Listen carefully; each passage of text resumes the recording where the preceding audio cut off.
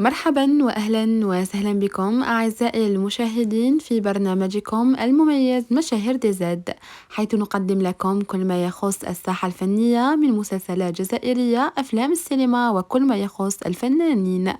شاركت الممثلة الشابة شيماء عطلة فرحتها مع متابعيها بخبر خطوبتها، فقد نشرت على حسابها الخاص في الانستغرام صور وفيديوهات حفل خطوبتها التي أقيمت في شهر أبريل.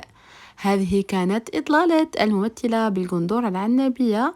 شوفوا جمال اللباس التقليدي الجزائري الشرقي وجمال الحلي. وصرحت عبر برنامج لايف مشاهير الذي يعرض عبر قناة الشروق تيفي أن زوجها درس الطب في روسيا وهو من ولاية بومرداس، ولم يحددوا بعد تاريخ الزواج. ألف مبروك، مزيان السعد إن شاء الله، وربي يهنيهم والعقوبة لزواج الدهر. وبهذا أعزائي نكون قد وصلنا إلى نهاية عدد اليوم. أتمنى أنكم استمتعتم معنا. لا تنسوا الاشتراك بالقناة وتفعيل الجرس ليصلكم كل جديد. دمتم في رعاية الله وحفظه.